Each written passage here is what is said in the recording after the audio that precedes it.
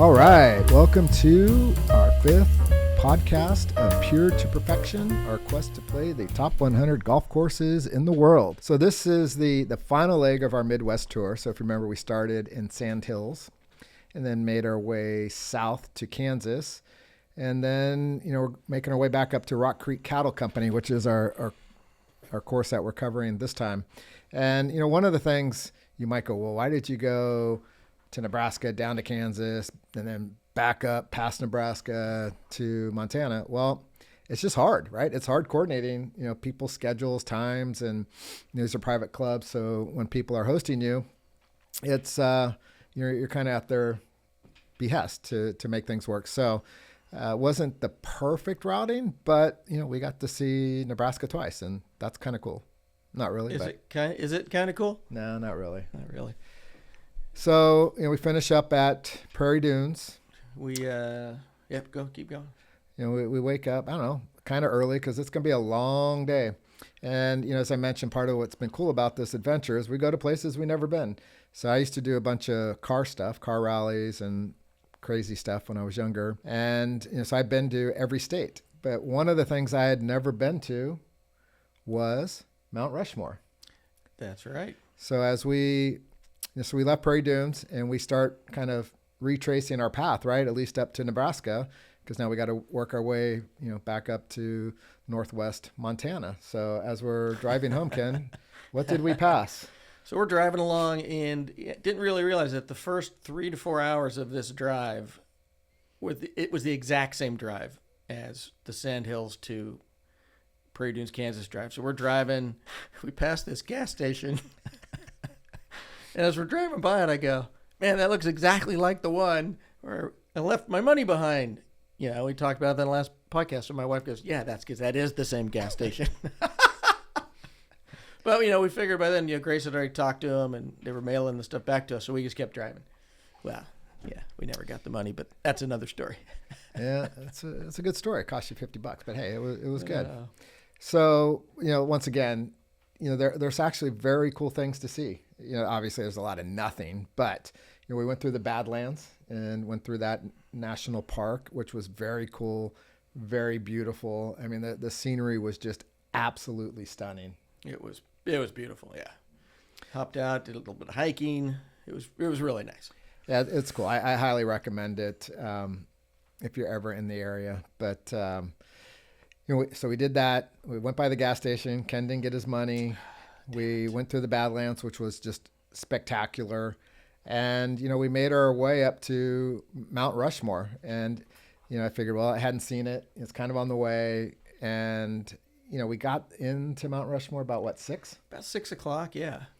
And, having never been to Mount Rushmore, I had always kind of had this vision of just like the end of the road, middle of nowhere, right? And then there it is, right? But yeah, we were pulling into town about 6 o'clock, and it's a little touristy little town. I mean, there's little stores and little restaurants, little T-shirt shops, another restaurant and a bar, and then another T-shirt shop and another bar, and then a restaurant. It's just a little touristy place. But yeah, we pulled into our hotel about 6 o'clock, thinking, man, we got to get to Mount Rushmore because it's going to close, and we didn't want to do all that driving and miss it. So we pull in, we go into the hotel, talking to the guy, okay, how do we get there? We want to make sure we get there. And he's like, well, just slow down. You want to get there at sunset when they do the lighting at 9 o'clock, which was really cool. Yeah, it was. So I had the same kind of expectation or vision as Ken, where, you're going down the freeway and you kind of just drive by Mount Rushmore and you kind of take a look at it and go, that's kind of cool. And you move on, right? But it is a big touristy city, with all the stuff for kids and tchotchke stuff. So we get to the hotel. And it's a kind of windy it's up in the mountains. It's very Tahoe-esque. Yeah, it is. So we get to our hotel. We'll get to the lighting in a second. And it's a tourist trap, right? I mean, it's like, tour bus after tour bus. The average age of the people there is probably like, I don't know, 75, 80. And Ken is a guy, we haven't hit this really early, but Ken is a guy that needs 3 square meals a day, right? It's like there's no food on the run. There's none of this. So, it's 6:03. So we're 3 minutes past Ken's dinner time. I'm getting hangry. and we got to check in, right? So we check in, it's a pretty nice lodge actually. And so we head over to the I don't know what you call this thing. I don't want to call it a restaurant because it wasn't a restaurant. It was the hotel buffet-ish restaurant thing. Yeah, the food was terrible. Let's call it This is a spade, right? Yeah, it was bad. So anyhow, we get our food. Ken's a little less hangry. He's bit. still pissed that it wasn't up to his, Michelin rated kind of standard. But we have the dinner. We move on. And, we go to Mount Rushmore. And I'm still kind of thinking, hey, this is just going to be, maybe this shine some lights on it, whatever. But they've got, a nice little exhibits. They've got this movie that kind of walks you through the history of the building of it, how it was done. And it was super interesting. And then we go over and they've got this like little amphitheater where, they do the lighting ceremony. It's beautiful. Yeah, you sit there. It's a whole presentation. They come out and they give the speech and they kind of give you the history again of Mount Rushmore. They shout out any past or present service members that are in the audience. It's really well done. And then the lights go on, and it is really something to see. If you've never been to Mount Rushmore, find a way. Yeah, it was very patriotic, awe-inspiring. It was majestic. I mean, it was cool, right? It was really cool. I really thought we would just drive by it on the freeway. Hey, George, nice to see you. Hey, thanks for everything you did for Civil War and all this stuff. But, it's amazing. And it's going to be more than what you expect. So we do that at night, wake up the next morning, and we head on to, it's a long drive, right? We're going all the way from Kansas to Montana. We wanted to see some stuff along the way, which we did with Mount Rushmore and the Badlands. So we drive another probably 5 or 6 hours, and we go to Jackson Hole, Wyoming. But on the way to Jackson Hole, Wyoming, we're driving, and I've never driven through a hailstorm like what we experienced wherever we were. I mean, it was hailing so hard that I was literally ducking inside the car like it would help, the windshield not collapse. I don't know. It was crazy. And these semi trucks are driving on this road like it's a sunny day in the middle of August. They aren't slowing down. They drive through this stuff all the time. It was insanity. Remember that motorcycle guy? Yeah, it was scary. You couldn't see it. It was just like you were under constant attack. It was like, these big, balls of hail and ice were just banging against your windshield. And you could maybe see like 30 feet in front of you. Yeah. And it was so loud. It was deafening. It was crazy. Yeah. Okay. We're rookies, we're California kids and whatever, but it was still a bit unnerving. Yeah. And there's this poor guy on a motorcycle that had passed us earlier. And as we passed him, he's just on the side of the road, just hunkered down, just taking it. He was just taking it. Right. He had no choice. He had no choice. I don't know why he was there on a motorcycle, but that's it's another conversation. I mean, when it stopped, it looked like it had snowed. It was, I took a picture out the window. It was like 2 inches of hail on the side of the road. It was crazy. But also on the way to Jackson Hole, we went through the Grand Tetons, right? Grand Teton National Park? That was the next day. I thought we went there on the way to Jackson Hole. Nope. It was the All next right, well, I'm going to pull out the map. We'll talk about that in a future episode because I'm pretty sure I'm right. But anyhow. He's not right. Okay, well. If you guys would like to leave a comment as to who's right, but I'm, whatever, we'll see. I'm Ken, and I'm right. And I'm Todd, and Ken's wrong. So we went to Jackson Hole. We stayed at, I think it was the Four Seasons. Oh, we stayed at a beautiful hotel. The hotel was off the charts. And where did we go for dinner? I wish I could remember the name of the restaurant, but, this was our luxury day. We've been on the road for 5 or 6 days at this point, thousands of miles of driving, and this was going to be our little luxury spot. And the hotel concierge recommended this sushi restaurant that was about a mile from the hotel. It was in a strip mall. You remember that? We drive in. I do remember. And it's like, oh, this is not going to be good. Sushi in Wyoming. I don't know. But we go in there. The place had 10 tables, but it was really nice looking inside. It was very small. It was some of the best sushi I've ever had. It was really good. Yeah, and we're kind of snobs when it comes to sushi, and it was good. I mean, it was as good as anything I'd had in any of the coasts. It was quite good. We remembered the name. Yeah, and our waitress that night, I remember she comes over and she says, "Have you ever been here before?" And we're like, "No." And she goes, "Well, let me tell you a story." And she sat down at her table. Oh, that's right. I forgot about that. You're right. Talked with us for about 10 minutes, gave us the history, ran down the menu. It was spectacular. If we're ever back there again, I'll find it. So we have our dinner, go back to our very nice hotel. Yes. By far the best one we stayed at on any of our trips. And they had good breakfast too. They actually had breakfast. They did. It wasn't a paper bag. It was not. That's some haunted hotel in the middle of nowhere. So we leave, and now we're embarking on another long journey that's going to take us to Rock Creek Cattle Company. So on our way, we go through Yosemite Park. Man, now you're embarrassing me. Yeah, sorry. Yellowstone Park. But first, we went through the Grand Tetons. Maybe. I think we went through it the day before, but...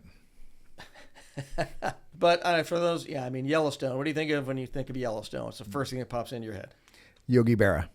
Old Faithful.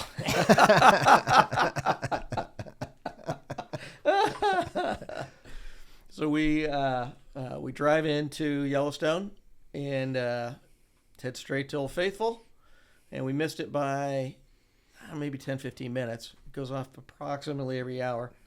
So we hung out, waited for it. I was there when I was a kid with my dad, but I didn't remember exactly. And as we're standing there, another geyser starts to go off, the Beehive Geyser. Oh, wow. Good memory. The Beehive Geyser. And we're like, and everybody that's standing there was like, is that it? Is that it? Is that it? And the ranger goes, no, that's the Beehive Geyser. It goes off 3 times a year. We never know when. We were there. We were there. We saw the Beehive Geyser. They teed it up just for us. Just for us. I'm pretty sure they knew we were coming. Well, the other thing they had, when we were waiting for Old Faithful to erupt, were those little ponds, or I don't know what you call them, like reflection, where it had the cool colored water. It was like it's the green. sulfur pits. Sulfur pits. Okay. Yeah. Those were super cool. And the wooden walkways, you can walk around through all the sulfur pits, and it was really...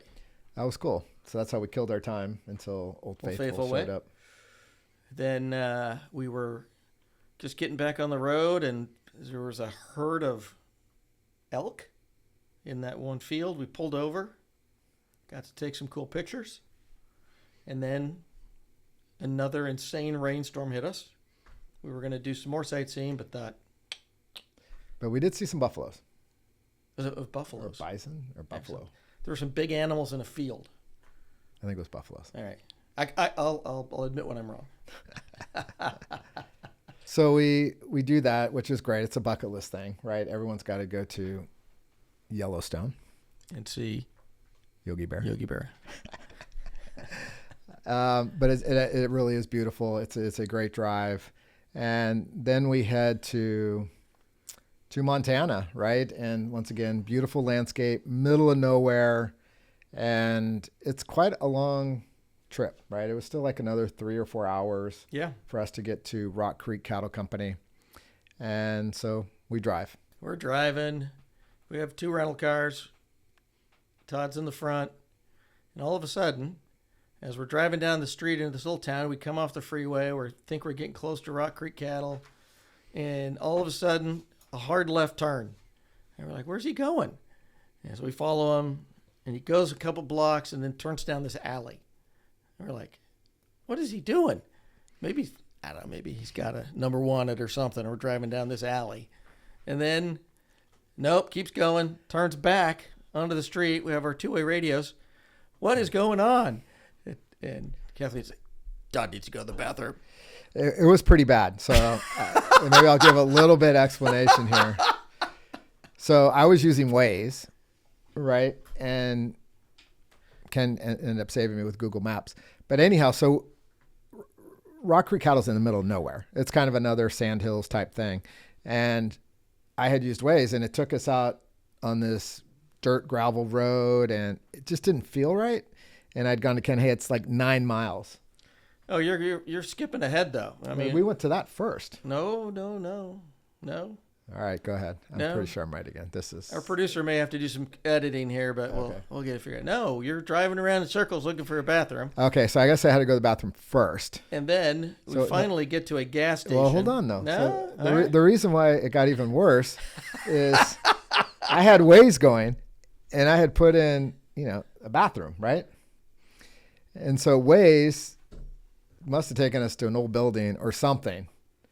But the bathroom that on my Waze was an empty lot. And maybe they're like, hey, dude, empty lot will work too. Yeah. But as it turns out, I needed a proper facility. Yes. We pull into the gas station, and it was like, have you ever seen those cartoons where like there's like the blurry motion as the road runner, phew, and there's like this little shadow going, and by the time I stepped out of the car, Todd was gone across the parking lot and into the gas station. It was I didn't know you could move that fast. I didn't either, but You what did I gotta say go. that? Yeah. Necessity is the mother of all invention. And I was at DEF CON 5. I mean, this was brutal. I know it's probably too much information for you, but But I do feel sorry for whoever was in there after me. But it's a story that we'll never forget.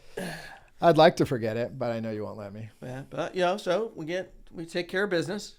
We go, okay, we know we're getting close. Then we went down this dirt road. So Rock Creek Cattle has its own landing strip, right? So where private planes can come in because it's in the middle of nowhere, and by the landing strip is a road, and supposedly it will take you to Rock Creek Cattle. So that's the way we went, and it kind of made logical sense to me, right? It's by the landing strip, people want to come, but it turns out it's not a real road. It's not a real road. Todd was trying to brake our rental cars. He's getting in front. He's driving. I thought the car was going to brake. I did. And then he pulls over, and we get out, and he goes, well, we can keep going. We're almost there. I said, how much farther? He said, 9 miles. So we're like, yeah, this ain't right. So we turn around. Ken's wife, Grace, is, a Google Maps snob, and she was right here for sure. And so she replotted our path. So we backtrack, we go back through Deer Lodge, Montana, and we come into this other, We find the right road. pretty much the right We road. find there's a big sign there, Rock Creek Cattle. It's not a big sign. It's It's a very little sign. Well, we saw it. We did. We saw the logo, but and then there was another sign next to it, like a $12,000 fine for, stealing cattle. Right. That's So right. It was kind of a sign, but not really.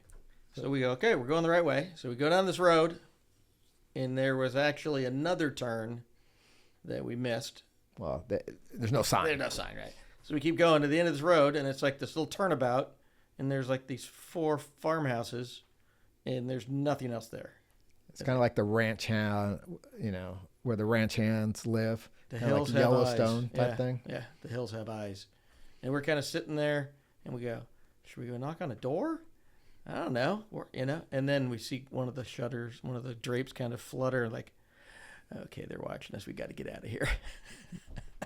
It was creepy again. It was creepy. I mean, I feel like we're going to get killed trying to play the top 100 golf courses in the world. But we backtracked, saw the dirt road that we'd missed, and that was the right road to Rock Creek. Once again, California. had a very small sign that you knew you were on the right path, but very similar to Sand Hills, Ballyneal. It's very rustic. It's dirt roads. Yeah, And then when you walk in, it's like, oh. spectacular. So we get into Rock Creek Cattle. Now we know we're there, right? We found the lodge, and I mean, this place is beautiful. Yeah, and we walk in, and they're like, we weren't sure you were going to make it. It was getting late.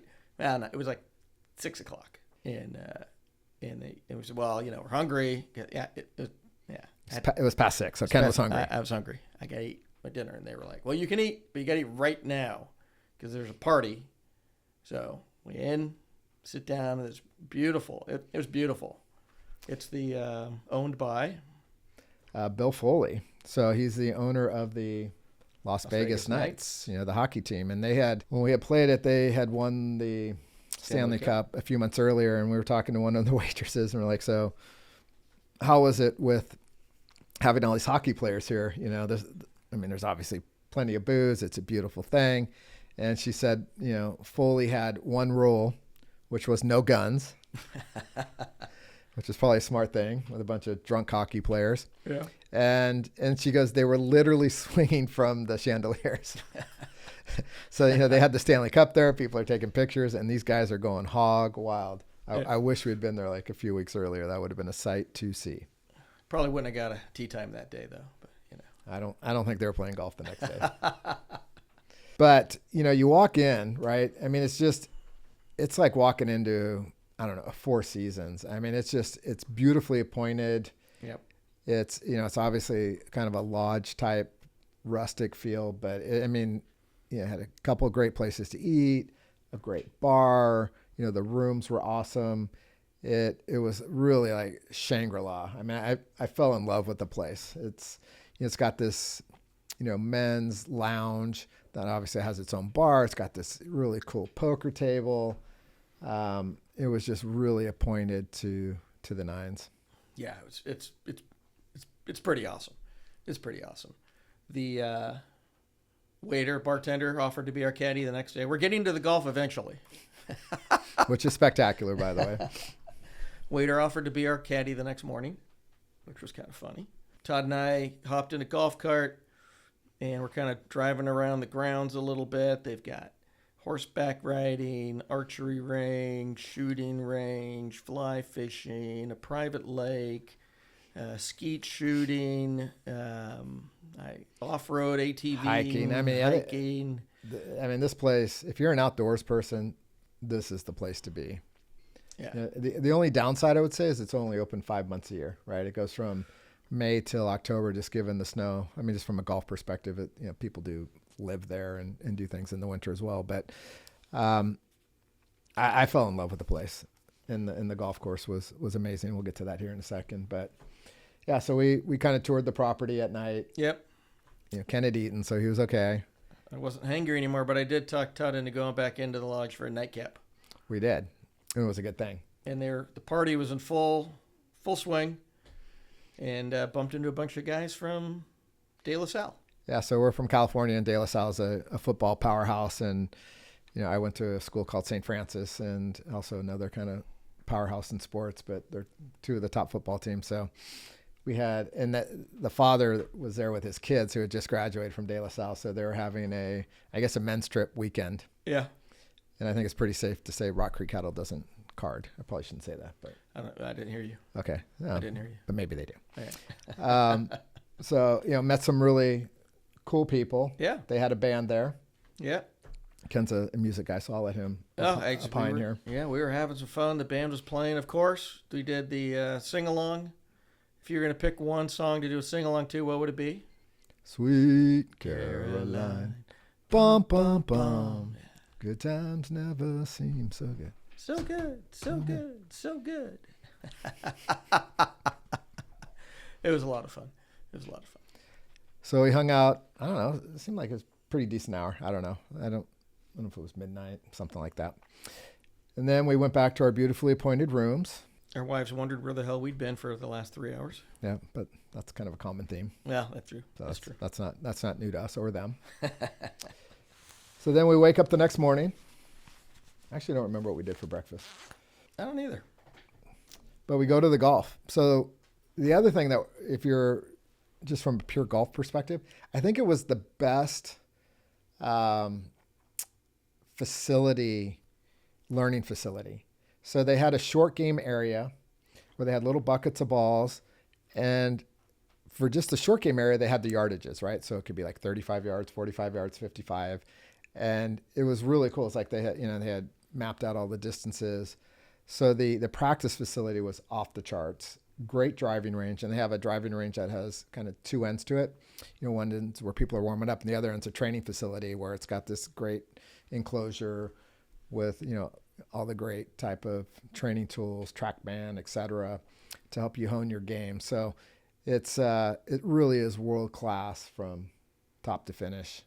And so we warm up, right? We go to the driving range and embark on what I would say is an epic round. So Rock Creek Cattle is number 84 on the list. 84 on the top 100.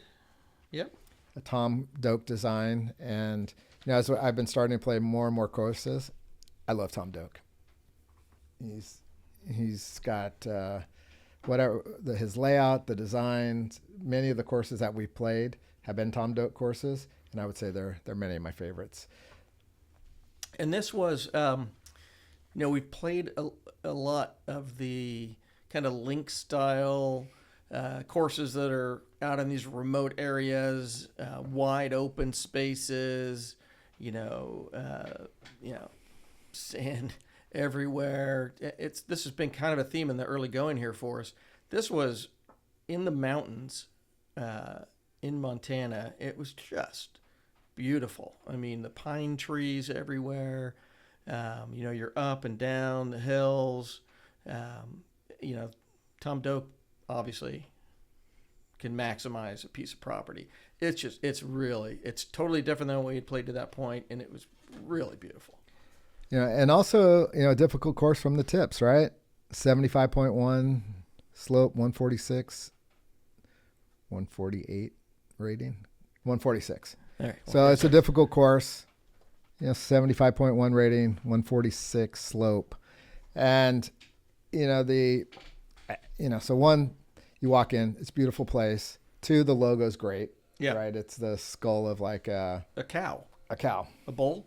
A bull. Very, very cool logo. Here's the logo. Not that we're playing these courses for logos, but the other thing is, the tee boxes, right? It's like a 1, 2, 2, you have 1, 2, 3, 4 tees, whatever. And the way that they're demarcated is with baling wire. Yeah. So if you're teeing off from the number 1 tees, that's one kind of strap of baling wire going around it, 2 straps. It's just kind of a very cool effect that ties into the whole theme of, being a cattle company. And the other thing, before we actually get into the course, is some of the coolest hole names you'll ever see. Yep. So they're, 12, 13, 14 are the good, the bad, and the ugly. And then you've got other ones that are, the hanging tree, hang 'em high, unforgiven, the long riders, the magnificent 7, which is hole number 7, of course. So just, I don't know, it's just done really, really well. I think there was a big Jake on here too somewhere. I'm looking for it. I remember taking a picture of that. Send it to a friend of ours named Jake.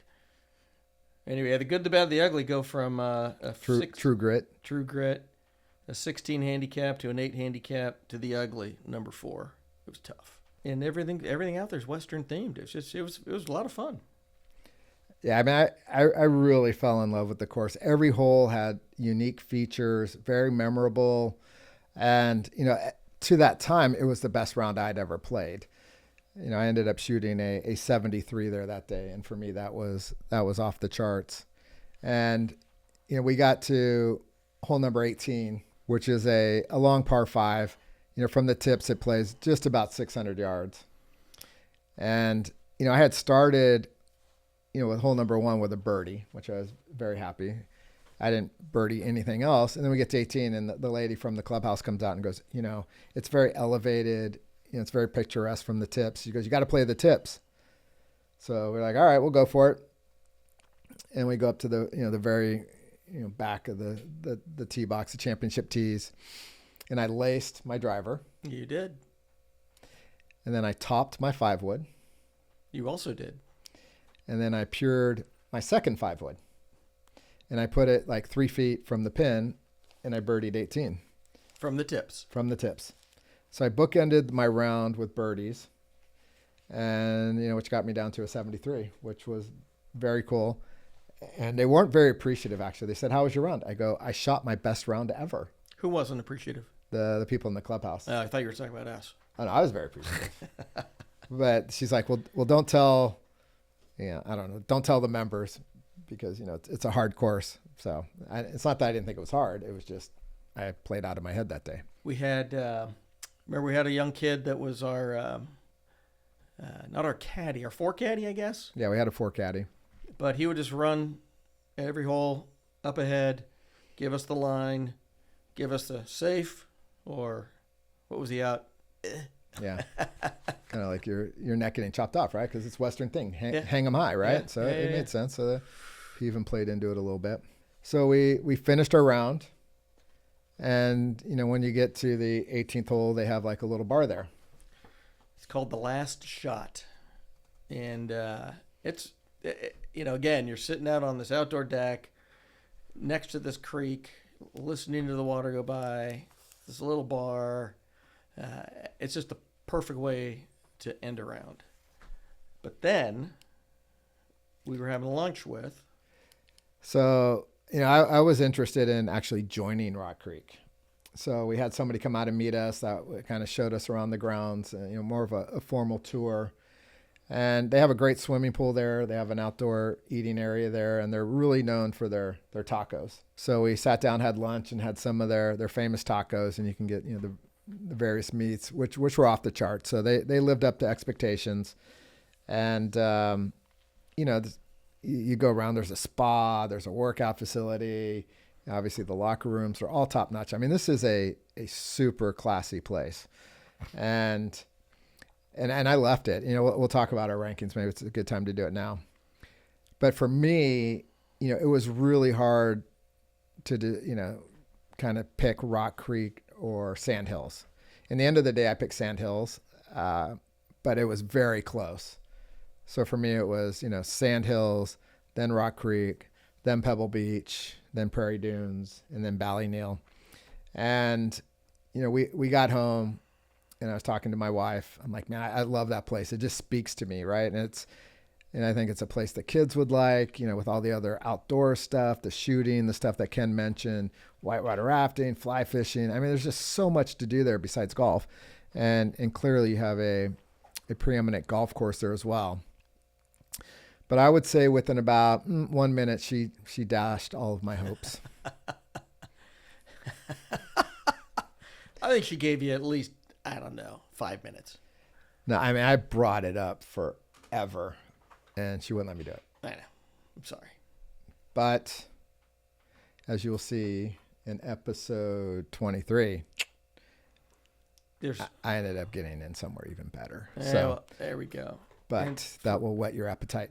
So rankings. But I will tell you, it's another Tom Doak course. Another Tom Doak course. I you know, for me, you know, Sandhills is going to be on top of the list for a long time. I mean, that was special. That was special. But yeah, Rock Creek wasn't as close to number one for me. I mean, Sandhills is far ahead of everything right now for me. But yeah, Rock Creek's number two. It's pretty awesome. So for the most part, we're, at least on the first five, we're pretty much synced up on our rankings of the top golf courses. Yep. I have to start writing them down. I'm not going to be able to remember them every time as we keep going through this. Well, I do it on my spreadsheet. Yep. Are you cheating? No, I don't have it up. Okay. It's five. I can kind of remember five. I can remember five. But as we get, as we get further down the road, it gets harder. It does. And we're going to have some disparity here going forward. We know that. So we finished up at Rock Creek Cattle. I mean, this was like a 10-day trip, right? Yeah. You know, starting in Sandhills, going down to Prairie Dunes, and doing our sightseeing. How many thousands of miles do we drive? I think it was 3,500 miles. Yeah, over 3,000 miles. Yeah, it was good. And I think I mentioned this when we talked about, getting to Sandhills, but getting a rental car was hard because you're going to get it. We actually had to fly into Denver because there's the only place that would rent it to us.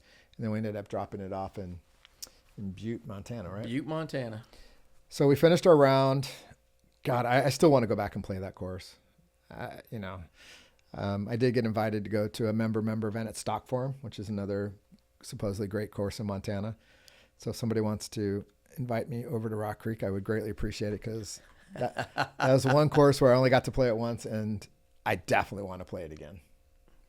It's spectacular. I think it's a hidden gem, and I'm not surprised it's, debuted in the top 100, and every year kind of. I think it's creeping up. Yeah, it's working its way going up. Like 5 to 10 spots, every year as more and more people get to enjoy it. So it's a gem. And then we took an hour drive, dropped our car off. Yep. Which was a little bit sketch, but we dropped it off. Yeah. It's not really a rental car place? And you're like, am I going to get... Just leave it here. It'll be fine. Yeah. Oh, okay. All right. But it worked out. Yep. And then, the car, we didn't get hit for any of the damage of all the, the driving down dirt roads and, middle of nowhere. Dirt roads and... Hailstorms. Hailstorms, thank you. Yeah. Drew a blank on that. But a great trip and something we would have never done on our own. True statement. Especially our wives who don't eat meat. And guess what? Midwest is a lot of meat. It's a lot of meat. But I think they had a good time as well. Like I said, saw a lot of things. And even if you're not a golfer, you're probably not listening to this. But it would still be a good road trip to take. 100%. All right. And for our next series of podcasts, we head up to Oregon, West Coast, Bandon Dunes. That's another gem. So very fortunate to some of these things we've done. But stay tuned. Bandon Dunes is coming out soon.